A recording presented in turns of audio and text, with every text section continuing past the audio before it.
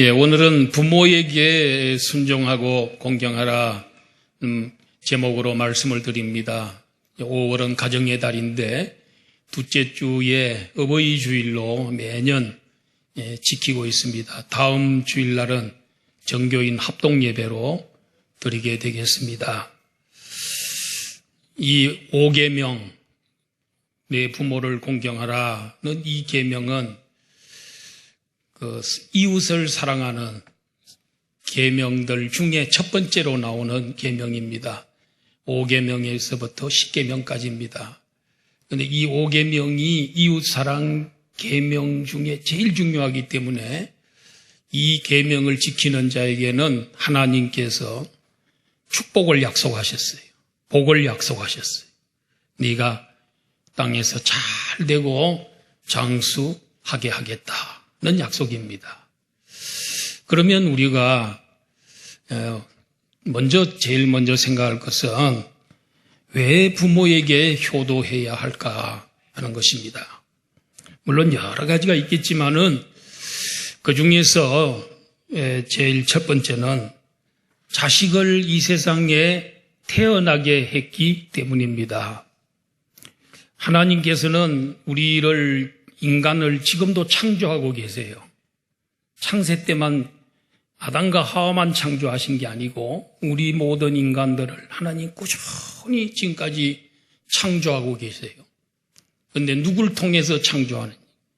아버지와 어머니를 통해서, 부모를 통해서 우리의 영혼도 또 우리의 육체도 하나님이 만들고 계시는 것을 보게 됩니다.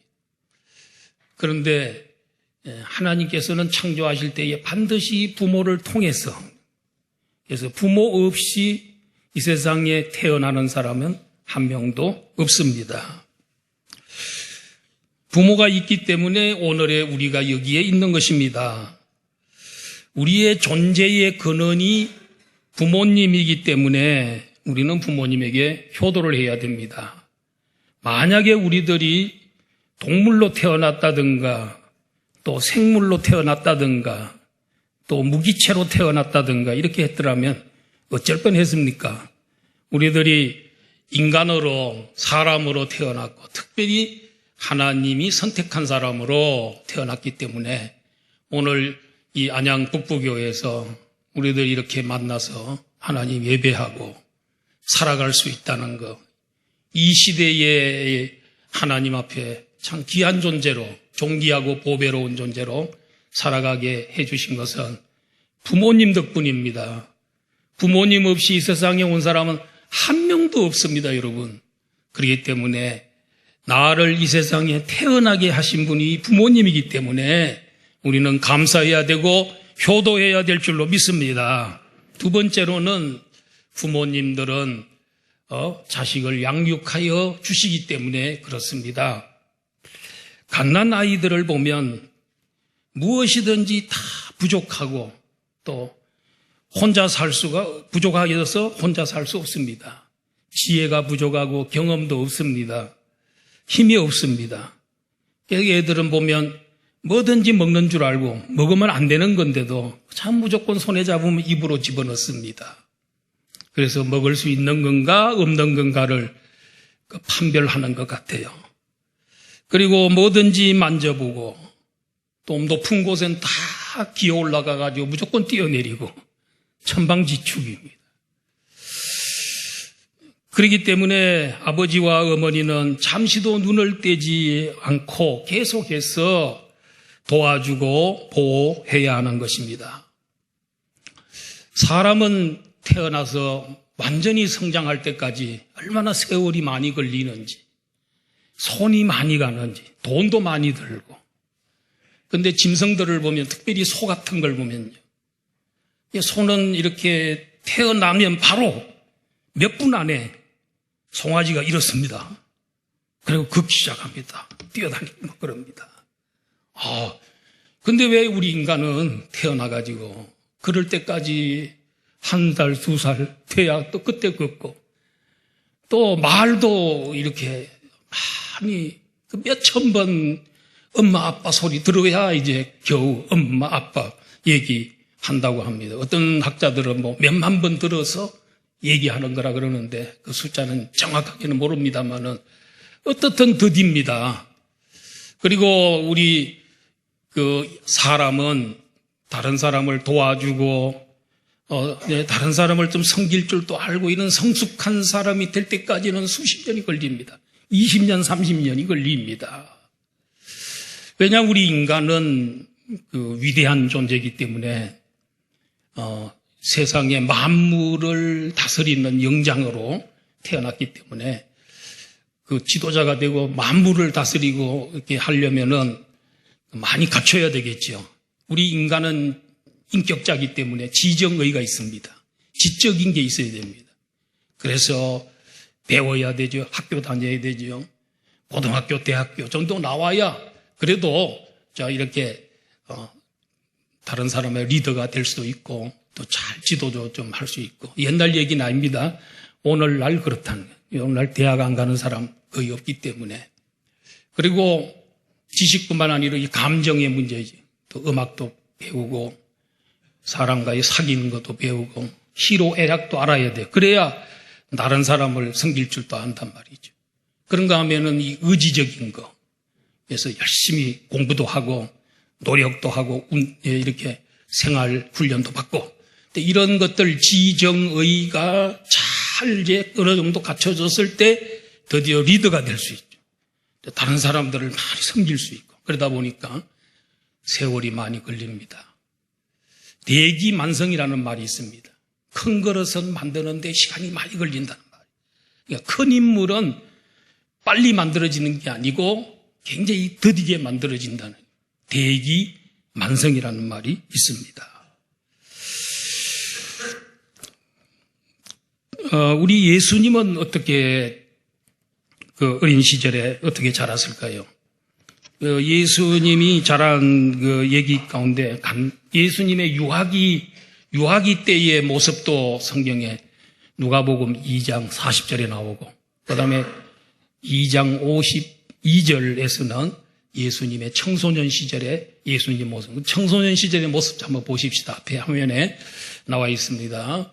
그림을 보는 게 아니고 성경 구절이 떠 있습니다. 다 같이 한번 읽어봅시다. 시작. 예수는 그 지혜와 그 키가 자라가며 하나님과 더욱 사랑스러워 가시더라.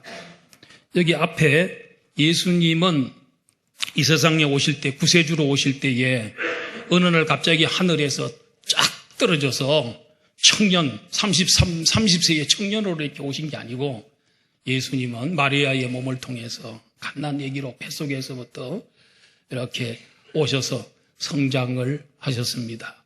예수님처럼 성장하면 됩니다. 저는 이제 돌집이나 이런 데 가서 예배를 드리고 할 때 이 구절을 많이 하는데 예수님의 어린 시절처럼만 자라면 됩니다. 어떻게? 예수님은 그 지혜가 자라갔다고 했습니다. 예수님의 지혜가 어떻게 성장해 갔냐면 그냥 예수님 공부도 안 하고 성경도 안 읽고 그래서 한 게 아니고 유대인들은 어릴 때부터 5세부터 율법 교육을 합니다. 유대인들은 모세 오경은 거의 다 외운다 그래요. 그 정도로 철저한 교육을 하지요. 그런데 예수님이 12살 될 때에 유월절을 지키러 가족들이 예루살렘에 갔다가 돌아오는 길에 부모님들이 예수님이 그 어린 12살 예수님이 같이 돌아가는 줄 알고 한 3, 4일 걸어갔는데 보니까 없네. 예수님 없네. 잃어버렸으면 아들을. 큰일 났다. 그래가지고 찾아서 갔는데 예루살렘까지 가니까 한 3, 4일 걸려서 예루살렘에 왔어요. 근데 보니까 예수님이 어디 계시냐면은 그 박사들하고 율법 선생님들하고 앉아가지고 묻기도 하고 대답도 하시고 그래서 질문도 하고서 성경 토론을 벌리는 그래서 사람들이 그걸 보고 깜짝 놀랐어요. 어떻게 저런 말을 하고 저렇게 질문을 할 수 있나? 예수님 아주 지혜로우신 성경 말씀을 통해서 지혜가 크겠다는 거죠. 예. 그 다음에 두 번째로는 예수님은 그 키가 자라갔다 그랬습니다. 예수님 육체적으로 성장 발육이 아주 좋고 신체 건강했어요. 오늘날에 보면 청소년들이 담배를 피워가지고 중학교 뭐 이때부터 담배 피워가지고 평생 그때부터 담배를 피기 시작하면 나중에 고장이 납니다. 문제가 생기면 나중에 가가지고. 지금은 괜찮은 것 같아도 그 어린 아이들의 그 자라나는 폐에 치명적인 문제가 생깁니다. 그래서 단명할 수도 있고 또 신체적인 부자유함을 얻을 수도 있습니다. 오늘날에 특별히 보니까 우리나라의 영동 지역으로 통해서 청소년들에게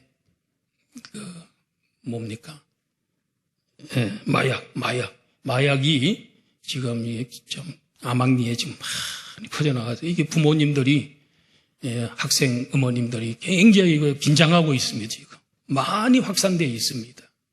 초등학생들도 과자인 줄 알고 뭐 음료수인 줄 알고 먹었는데 보니까 마약이더라는 거예요. 이런 것도 있고. 그러니까 나중에 다 망가집니다. 그런데 이 예수님은 어린 시절에 키가 잘 건강하고 그리고 또 아주 하나님 말씀으로 지혜가 충만하시고 그러면서 또 영적으로 보면 하나님과 사람에게 사랑을 받으면서 자랐어요. 여러분 하나님 사랑 많이 받고 사람 사랑 많이 받은 사람이 역시 다른 사람에게 사랑도 할 줄 알고 내가 사랑을 경험해봐야 다른 사람들에게 사랑을 줄 수 있습니다. 예수님이 그렇게 아주 멋있게 자랐어요. 우리 가정의 자녀들도 좀 이렇게 자라면 좋아요. 예수님처럼 이렇게 성장하면 좋아요. 근데 스스로 병들게 만들고 그런 악에 들어가 유혹에 넘어가고 그러면 나중에 어려움을 겪게 된다는 것입니다. 자, 부모는 자식을 낳았을 뿐만 아니라 양육하여 주시기 때문에 우리는 부모님께 효도해야 합니다. 그 다음에 세 번째로는 부모는 자식에게 유전자를 물려주셨기 때문에 효도해야 합니다. 자녀는 부모의 유전자를 가지고 태어납니다. 어머니의 유전자, 아버지의 유전자를 적당히 하나님이 조합을 해서 좋은 것들만 뽑아가지고 이렇게 줬습니다. 그래서 여러분들이 특별히 여러분의 이 육체 가운데서 여러분들의 마음이나 이런 모든 가운데서 좀 담다 좀 뛰어나고 잘한다 하는 것. 어떤 사람은 건강한 사람, 어떤 사람은 머리가 좋아요. 어떤 사람은 참 머리카락이 좋은 분도 있어요. 저는 우리 아버지가 96세까지 사시면서도 이 머리가 잘 안 빠지고 이랬어요. 저는 우리 아버지로부터는 이 머리카락을 받았어요.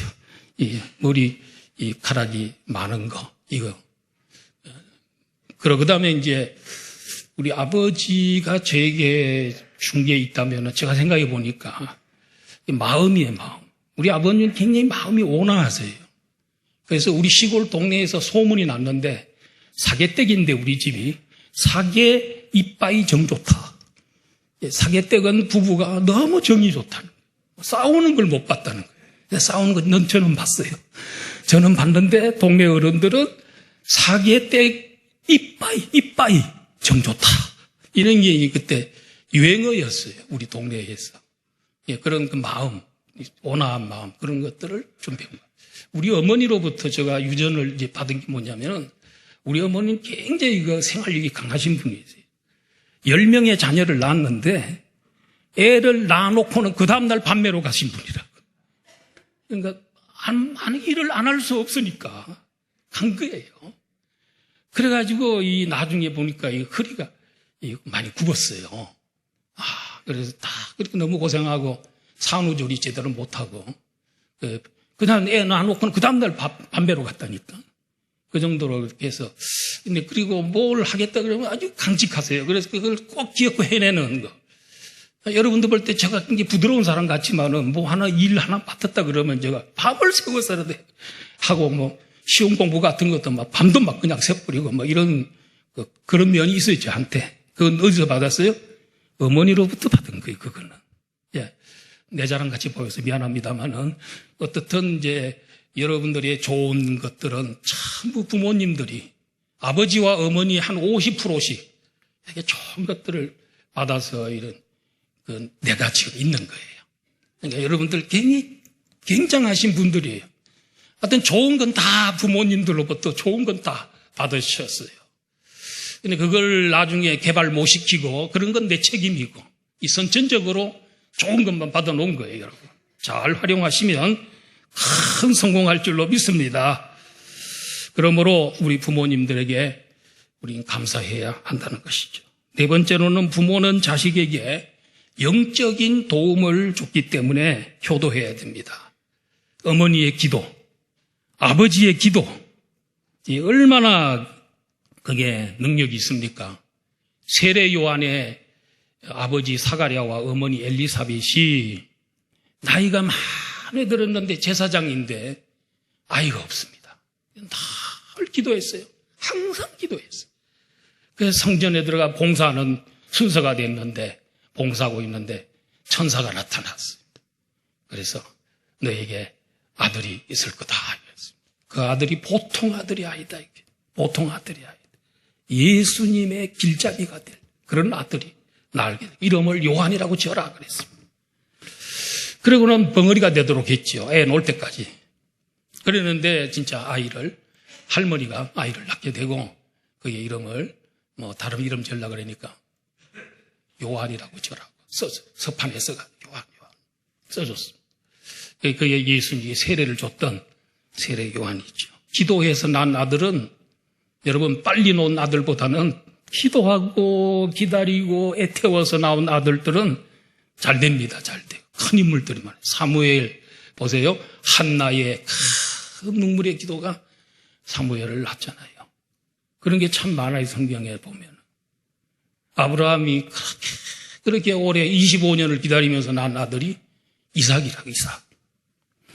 자, 이렇게 볼 수 있고요. 우리 역사적으로도 보면은 이 어거스틴의 어머니 이 모니카가 이 아들이 예수님 믿고 신앙생활을 하다가 그만 이 도시로 나가가지고 거기에 마니교에 빠져버리고 거기에 또 방탕한 생활을 하기 시작해서 탕녀를 만나고 이렇게 해서 그 어머니가 눈물로 한 14년인가요? 날마다 기도하고 그랬는데 그 어머니 모니카의 기도를 듣고 하나님께서 어거스틴을 변화시켰잖아요. 그래서 돌아와가지고 기독교의 바울 사도 이후의 최고의 기독교 역사적 인물이에요. 600년, 700년경의 인물이에요. 수많은 수백 권의 책을 썼어요. 그분이 쓴 책 가운데 최고로 유명한 책이 참회록이라고 하는 참회록, 회개하는. 그래서 자기가 회개할 때에 내가 어릴 때에 갓난아기일 때 어머니 젖꼭지를 무릎 뜯어가지고 엄마가 아프다가 막 소리 지르고 그런 것까지도 회개해요. 예? 그런 회개의 내용이 나와요. 안양에 있는 어느 교회 목사님은 그 장보님이 얼마나 기도를 많이 하는지 그냥 날마다 교회에 와서 하루 종일 기도하고 이렇게 했는데 나중에 그 교회가 안양에서도 아주 큰 교회가 되고 참 아름다운 교회가 되고 또 목사님이 은혜 있는 목사님이 됐어요. 이걸 보면 그냥 되는 게 아니구나. 뭐든지 기도하면 된다. 우리 권사님들도 오늘부터 내일 새벽부터 새벽기도 다 나와가지고 남은 생애 동안 날마다 기도하고 하면 처음엔 안 되는 것 같은데 여러분 됩니다. 싹이 납니다. 콩나물에다가 콩을 시루에다 넣어가지고 물을 붓면 물이 다 빠져나가요. 그 소용없는 일을 왜 하나 이렇게 생각하지만은 또 갖다 붓고 또 물 붓고 하면 다 빠져요. 또 빠져. 그런데 며칠 지나면 그게 싹이 납니다. 콩나물이 나오는 줄 믿습니다. 기도하고 이러면 안 되는 것 같아도 다 하나님 계산하시고 듣고 계시고 축복해 주는 줄로 믿습니다. 자, 이렇게 우리는 부모님들이 우리를 위해서 얼마나 기도 많이 합니까? 우리 교회도 보면은 어떤 분들, 권사님들 보면은 제가 이 처음 왔을 때 그때부터 새벽 기도 하시던 분들 지금도 하루도 안 빠지고 새벽 기도해요. 근데 이 결과는 이렇게 많이 나타나는 것이 보이지 않지만은 언젠가는 싹이 팍 나와서 막 팍팍 솟아나는 날이 올 줄로 믿습니다. 그래도 변함없이 기도하는 그 모습이 아름다워요. 그러면 우리가 어떻게 효도를 해야 할까? 두 가지로 말씀드립니다. 첫 번째는 오늘 1절 말씀대로 자녀들아 주 안에서 너희 부모에게 순종하라. 이것이 옳으니라. 이 말은 무슨 말이냐면 너희들은 주 안에서 사는 사람이 신자들이지 않느냐. 신자들이니까 부모님께 순종을 더 잘해야지. 주님 밖에서 사는 사람들보다도 더 효자가 돼야 되지. 효녀가 돼야 되지. 그게 옳은 게 아니냐. 이 말이잖아요, 지금. 예수 잘 믿으면 진짜 제사 안 드리는 거 외에는 진짜 효자들입니다. 예수 믿고 효자 아닌 사람은 없습니다, 여러분. 예수 믿는 사람들만큼 부모 생각하고 부모님 잘 효도하는 사람, 고분고분하고 말 잘 듣고 착한 사람은 없어요. 그러니까 주 안에서 부모에게 순종해라. 그게 옳은 게 아니겠냐. 예수 안 믿는 사람도 순종하는 사람 많은데 하물며 예수 믿는 사람들이 그렇게 하면 되겠냐. 순종하고 살아야지. 그 말입니다. 또 한 가지는 부모에게 순종할 때 부모가 하는 말을 순종은 하되 주님 안에서 순종해라. 순종할 게 있고 안 할 게 있다는 거예요. 부모님 말에 무조건 순종 절대화시켜서는 안 된다는 거죠. 부모님이 특별히 예수님을 믿지 않는다든가 그렇게 할 때에 교회 나가지 마라, 신앙생활 하지 마라. 이거 여러분 순종하면 되겠습니까? 주 안에서 판단해 보라는 거죠. 신앙으로 판단해 보라는 거죠. 그건 잘 구분해야 됩니다. 그래 오늘 우리나라는 유교의 영향을 2조 시대는 그전에는 불교를 우리 국교로 삼고 뭐 이렇게 했는데 2조 시대 때는 유교입니다. 유교가 우리나라에 들어와 가지고 너무너무 세져 가지고 이게 절대화되고 부모 섬기는 부모 효도가 절대화가 돼 버렸어요. 그래서 이게 너무 지나쳐 버렸습니다. 과유불급이란 말이 있잖아요. 너무 지나친 것은 못 미친 거하고 똑같아. 부족한 거하고 똑같아. 너무너무 지나쳤다는 거예요. 그래서 부모를 조상을 뭘로 봅니까? 신격화했다. 그래서 제삿날이 되면은 부모가 신이에요, 신. 신이라서 제사창을 사리면 그 잡수시러 온다고 생각하는 거예요. 만약에 제사를 제대로 안 드리면은 그 신이 진노하고 조상이 노해서 어려움이 있을 수도 있다. 그래서 제사를 드리는 것을 예배 정도로 생각하는 거예요. 여러분 있을 수 없습니다. 사람이 죽으면요 천국 가든지 지옥 가든지 거기 가 계신 거예요. 부천에 떠돌아다니는 거 아닙니다. 그렇기 때문에 조상을 우상화하거나 신격화하거나 그렇게 해서는 안 된다. 죽은 조상이 인간의 생사복을 주관하는 거 아닙니다. 오직 하나님이 하는 줄로 믿습니다. 잘 알아서 주님 안에서 순종할 건가 안 할 건가를 판단해 보라는 것입니다. 거절할 건 거절해야 됩니다. 우리 아버님 얘기해서 좀 미안합니다만 제가 대학교 다니고 신학대학원을 다닐 때에 좀 가정이 좀 어려워가지고 시골에서 다 가족들이 논 팔아가지고 올라왔는데 사실 그 몇 년 먹다 보니까 다 못 버리고 어려웠어요. 그 학생 때 굉장히 어렵게 학교를 다녔는데 근데 너무너무 가정이 어렵고 또 학비도 가끔 내야 되니까 우리 아버님도 하다 참 지쳐가지고 그냥 신학을 안 했으면 좋겠다 이런 말도 몇 번 하시고 또 우리 어머니한테도 그런 얘기를 자주 하셨던가 봐요. 근데 우리 어머니는 눈 하나 깜짝 안 하고 또 어떻게 하든지 아들 신학을 끝까지 합격시켜야 되겠다. 그래가지고 뭘 했냐면 우리 어머님이 동네 사람들 모아놓고 개주가 된 거예요. 그래서 개를 모아가지고 오야가 돼서 넣고 빼고 뭐 이렇게 하고 그래 하고 뭐 이렇게 하셨고, 그 다음에 또 보면은 이 뭐 이렇게 그 뭐 접는 거 있잖아요. 종이 접기 뭐 붙이기 뭐 이런 것도 또 많이 하고 저도 많이 도와주고 그렇게 하고, 저는 이제 학교 다닐 때 대학교 2학년 때 이 교육전사로 나갔어요.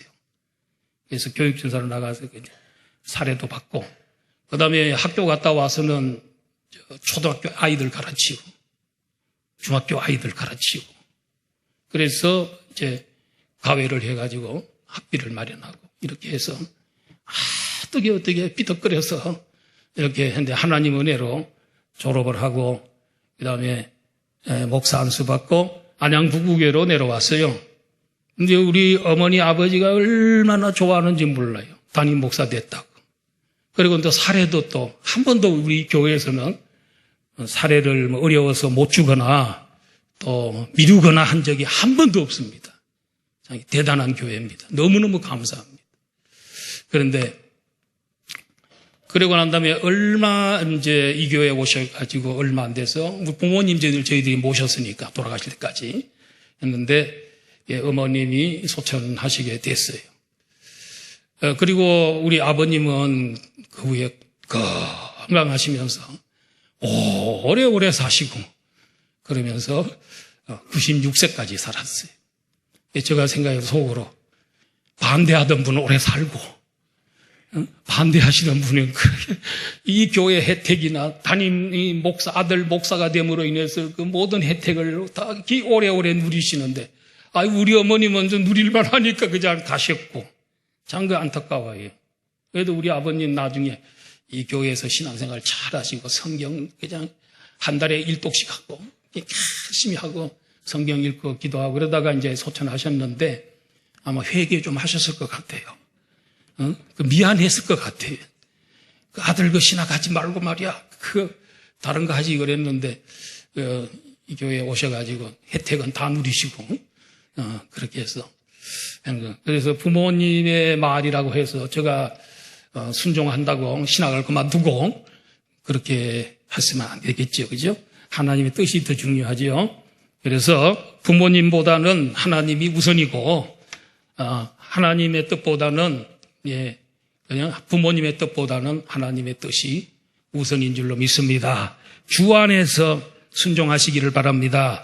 그리고 두 번째 효도하는 방법은 공경해야 됩니다. 공경이라는 말은 복량한다, 필요를 채워준다, 또 공손히 받들어 섬긴다 하는 이런 뜻을 갖고 있습니다. 말세가 되면 바울 사도가 디모데서에서 말세가 되면은 사람들의 사랑이 다 식어지고 부모를 거역하고 이런 말이 나와요.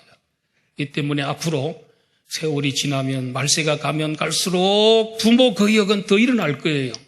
오늘날의 이 부모님 순종하는 자녀들이 점점 이제 줄어들고 있습니다. 그런데 자녀들이 부모는 그렇게 싫어하면서도 좋아하지 않으면서도 부모님이 갖고 있는 돈은 또 좋아합니다. 그들이 갖고 있는 재산은 왜 빨리 안 주나 이렇게 생각합니다. 며칠 전에 KBS 완내에서 황금어장인가 뭐 있잖아요. 노인들 나와가지고 하는 거 보니까 이 문제 갖고 얘기를 하더라고요. 그래서 이 어른들이 자녀들에게 유산을 빨리 물려줘야 좋으냐, 그렇지 않으면 늦게 물려줘야 좋으냐. 사람마다 다 달라요. 사람마다 다 다르고. 다 주고 난 다음에 그다음부터는 그렇다 보지도 않고, 그러는데 안 된다 그러고. 어떤 또 자녀들은, 이렇게 어려울 때 조금만 좀 도와주면 일어서겠는데, 왜 안 도와주나. 또 이렇게. 그래서 이제 그때 결론은 없어요. 결론은 없고. 형편 따라 해야 되고, 사람마다 다 다르고요. 그렇기 때문에. 하여튼, 여러분 마음대로 하세요. 그게 해답이에요. 그런데 무슨 문제까지 나왔냐면은 효도 계약서라는 게 있대요, 요새는 또. 그래가지고 자녀들하고 앉아가지고 요런 거 너희들이 해주면 나중에 죽고 난 다음에 이 재산 가져가고 만약에 이런 조건을 안 해주면 절대로 안 주고 하는 뭐 이런 또 효도계약서라는 게 있다 그러더라고요. 제가 그걸 보면서 야, 얼마나 피차에 서로를 못 믿으면 효도계약서까지 슬픈 세상이 됐나 하는 생각을 했는데, 자, 지나가는 얘기로 한번 해봤습니다. 자, 제가 볼 때 이 자녀들을, 부모가 어린 자녀들을 키우는데 20, 30년 걸렸잖아요. 근데 이제 거꾸로 부모님이 연로해 주셔서 이제 어린애처럼 돼 갑니다. 자, 세월이 갈수록 갓난 애기처럼 돼가 나중에는. 그러면 누가 이제 그들을 돌보고 보호하고 도와줘야겠습니까? 자녀들이 해야지요. 그 기간이 비슷할 것 같아요. 자녀들을 양육하는데 20, 30년. 자녀들이 연로하신 부모님들을 공경하고 봉양하고 하는데 한 20, 30년. 어쩌면 이렇게 하나님이 공평하게 이렇게 만들어놨나 하는 그런 생각을 하게 됐습니다. 여러분, 예수님도 그의 어머니 마리아를 어떻게 공경했죠? 예수님 십자가에 달려서 이제 숨이 끊어지기 직전에 어머니 마리아와 그 옆에 제자 요한이 나란히 서 있었어요. 예수님 고통 중에 나의 하나님 어째 나를 부리셨나이까 하고 이제 그 고통 중에도 어머니하고 아들 제자를 딱 보더니 예수님 이제 뭐라고 얘기하냐면 예수께서 자기 어머니와 사랑하시는 제자가 곁에 서 있는 것을 보시고 자기 어머니에게 말씀하시되 여자여 보소서 아들이니이다. 여기 예수님이 어머니 보고 여자여 보소서 아들이니이다. 이거 금방지게 그렇게 생각하면 안 됩니다. 여기 여자라는 표현은 여사님 하는 아주 존경어입니다. 여사님, 아들입니다. 내가 아들이란 말이 아니고 옆에 서 있는 요한이 아들입니다. 당신의 아들입니다. 당신의 아들로 내가 이제 오늘 붙여드립니다. 자기가 죽어가면서도 여러분 그 어머니의 미래를 이렇게 책임져주는 그 효자 예수님. 그리고 그 27절, 그 옆에 27절을 보면요. 또 그 제자에게 이르시되 보라 내 어머니니라 하신데 그때부터 그 제자가 자기 집에 모시게라. 예수님 남동생들 많이 있는데도 예수님 왜 이 제자 요한에게 어머니를 맡겼을까? 그건 그가 믿음이 좋기 때문에. 그리고 이 요한을 따라다니면 어머니가 주의 일 많이 하고 복음 많이 전하고 그런 계산을 주님께서 하신 거예요. 그리고 요한은 98세에 죽어요. 예수님 나이 다 알지 언제 죽는지. 나이 제일 많은 사람. 그래야 어머니 붙여놓으면 끝까지 오래 하니까. 나머지 사람들은 순교 많이 하고 이런 빨리빨리 죽을 수도 있기 때문에. 자, 이래서 예수님 어머니를 잘 모셔야 됩니다. 제가 이제 몇 년 전에 그 터키에 성지순례를 갔는데 바로 그 에베소라는 지역에 나중에 이 바울 사도가 그 이스라엘에서 티르키에 거기 그 에베소까지 가는 데는 수천리 길입니다. 그런데 그 어머니 모시고 갔어요. 마리아를 모시고 갔어요. 그 흔적을 제가 사진으로 보여드리겠습니다. 자, 여기 보면은 여러분 이 왼쪽에 있는 이쪽 사진, 이 사진은 바로 그 마리아 기념교회인가? 같은 그 에베소에 있습니다. 그 다음에 요 옆에 있는 그림은 저겁니다. 앞에 그 십자가처럼 이렇게 된 게 우물입니다. 우물. 거의 세레터입니다. 세레터. 그 침수해가지고 이렇게 하는 세레터. 세례 요한의 그 세레터가 여기 나옵니다. 세례 마리아입니다. 사도 요한의 세레터. 그 다음 그림. 그 다음에 이쪽에도 이거는 그때 에베소 가서 그 높은 산으로 올라가는데 산중턱에 이 집이 있었습니다. 이 누구의 집이 있습니까? 마리아의 집입니다. 예, 마리아의 지혜. 그리고 요 옆에 그림은 저겁니다. 여기 또 물두멍이 있는 거 보니까 이것도 세례터라고 할 수 있습니다. 또 그 다음에 그림, 여기 그 세례 요한의 이쪽 그림은 아까 세례터가 있는 그 그림인데 앞에 잘려서 그렇고 그 옆에 있는 기둥이 세워진 이거는 세례 요한의 무덤입니다. 세례 요한, 사도 요한의 무덤입니다. 사도 요한은 에베소에서 목회하다가 로마 제국의 황제 숭배를 강요하는 바람에 그거 반대하다가 그가 체포가 돼가지고 지중해에 있는 밤모스라고 하는 섬에 그가 유배를 갑니다. 그때는 아무도 살지 않는 쓸쓸한 고도에 하다가 어느 날 주일날 혼자서 예배드리다가 환상을 보게 됩니다. 미래의 세계가 확 열렸어요. 그걸 써서 7교회에 보내라 해서 보낸 게 요한계시록입니다. 그리고 나중에 다시 돌아와서 죽어서 순교했는데, 순교는 안 하고 죽었는데 그 묘가 바로 저기입니다. 그 다음에 이게 이제 그 사도 요한의 기념교회, 굉장히 크지요. 기념교회가 있습니다. 요 지금 보여준 사진들이 전부 그 주변에 이렇게 다 되어 있습니다. 그러니까 예수님의 어머니 모시고 큰 수천리길, 도로도 오늘날 같은 도로겠습니까?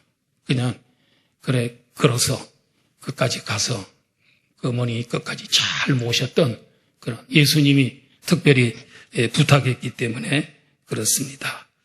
자, 이렇게 효도를 그렇게 해야 되는데 주 안에서 효도하고 또 잘 공양을 해드리고 그렇게 하면 효도하면 주시는 복이 있어요. 복이 있는데 3절에 땅에서 잘 되고 장수한다 그랬는데요. 여러분 효자 중에 효자 또 요셉이죠.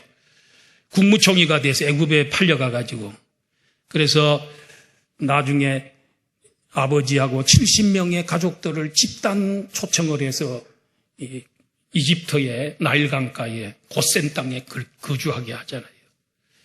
그런데 나중에 그 왕궁에서 바로 왕이 그 아버지가 왔다는 소식을 듣고 초대를 했어요. 요셉하고 아버지하고 바로 왕 만나러 들어갔어요. 이 얘기 다 나누고 난 다음에 나갈 때 뭐 했습니까?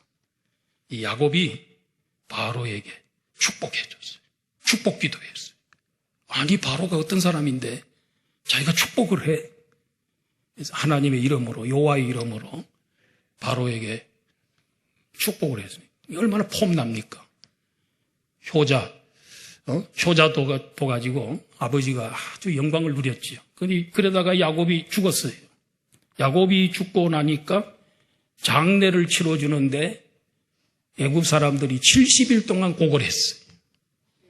국장 정도 되는 70일 동안이나 울어줬어요. 그 정도로 아버지가 이 효자 요셉 때문에 그 영광을 누리는. 그리고 이 요셉은 또 어떤 복을 받았습니까? 요셉은 자기 두 아들 므낫세와 에브라임 두 아들을 아버지가 죽기 전에 야곱이 데리고 오라 그랬어요. 그래서 이렇게 축복해야 되는데 이렇게 해가지고 오른손으로는 둘째 아들 머리 위에, 그 다음에 왼손으로는 첫째 아들. 오른손이 누구에게 얻느냐가 중요한 거예요. 그래서 동생 에브라임이 더 큰 인물이 된다는 거예요. 그 아버지 야곱은 자기 손자 중에 에브라임이 큰 인물이 된다. 나중에 에브라임 지파가 제일 그 힘이 세고 그런 지파가 되잖아요. 또 손자들을 아들로 성격시켜서 두 지파의 복을 주는 거예요. 요셉은 두 지파의 복을 받은 거예요. 효도했더니 그와 같은 복을 받았어요.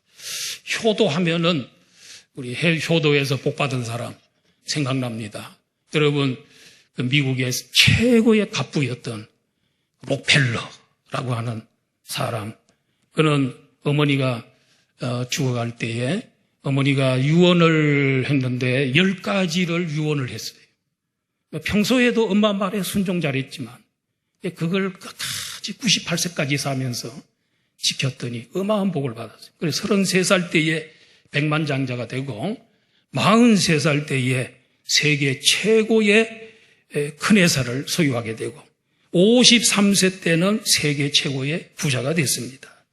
대학을 12개를 세우고 교회를 4,928개를 지어서 봉헌을 했다 그래요. 그리고 매달 이게 도와주는 교회는 2만에서 3만 개 교회를 우리처럼 이렇게 보낸 게 있잖아요. 그는 후원을 했다 그래요.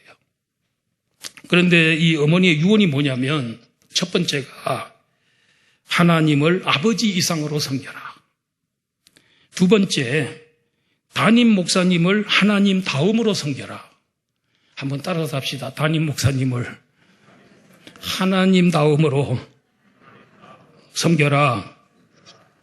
난 그게 마음에 들더라고요. 그런데 셋째는 주일에는 꼭 본교회에서 예배를 드려라. 그 다음에 네 번째로는 오른쪽 주머니를 항상 11조 주머니로 하라. 그래서 어머니가 죽기 전에 이 록펠러에게 그 돛에다가 이 주머니 양쪽 달아놓고 돈이 생기거든 네 거는 이쪽에다 넣고 11조는 이쪽에다 넣고 그때 돈 받을 때 바로 띄우라는 거죠. 그래가지고 11조 생활을 어릴 때부터 철저하게 나중에 한창 장사가 잘 되고 돈이 들어올 때는 11조 떼는 파트, 11조만 떼는 파트를 40명의 직원이 달라붙어서 하루 종일 돈 계산하는, 막 트럭으로 막 몰려드는 돈을 11조 계산하는 파트 인원이 40명이었다는 거예요. 그리고 누구에게든지 원수를 만들지 말라. 여섯 번째는 아침에 목표를 세우고 기도하라. 일곱 번째, 잠자리에 들기 전에 하루에 반성 기도를 하라. 여덟 번째, 아침에 반드시 하나님 말씀을 읽어라. 아홉 번째, 남을 도울 수 있으면 힘껏 도우라. 마지막 열 번째는 이게 중요합니다. 따라서 합시다. 예배 시간에는 따라서 합시다. 예배 시간에는 항상 어디에 앉아라? 어디에 앉아라? 잘하네. 알기는 잘합니다. 우리 교인들이. 뒷자리가 아니고 어디 앉아라? 앞자리에 앉아라. 그랬어요. 오늘 엄태웅 집사님처럼 오늘만 앉아 앞에 앉아요. 집사님 앞으로 앉아 앞으로 앞자리에 좀 이렇게 앉았어요. 지휘자님처럼 이렇게 앞자리에 앉아요. 앞자리에 앉았어요. 다 평생 98세까지 이 어머니의 그 유언을 그대로 지키고 효도했어요. 순종했어요. 그래서 놀라운 복을 받았어요. 이분이 기록을 몇 개 기록을 깼는데 자선의 기록, 다 남을 도와주는 기록 깼고 인생 역전, 가장 가난한 자가 세계 최고의 갑부가 되고 그 다음에 장수의 기록, 98세까지 사는 기록을 했습니다. 이 사람이 이렇게 성공하게 된 그 원동력이 뭐냐면 감사하는 마음을 가졌다. 어떤 상황 속에서 남을 원망하거나 남을 비판하지 않았다는. 그 다음에 경건한 생활, 기도와 성경 묵상 이런 것들이 성공하게 만들어 주었다는 것입니다. 사랑하는 성도 여러분, 우리가 왜 이 부모님께 효도해야 할까요? 나를 이 세상에 태어나게 하신 분이다. 자식을 양육해 주신 분이다. 또 부모의 이 유전자를 우리에게 물려주신 그런 분이란 말이에요. 자식에게 영적 도움을 주기 때문에 그렇습니다.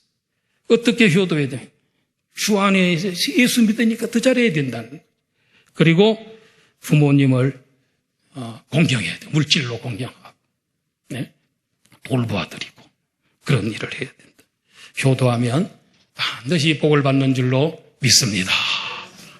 기도하겠습니다.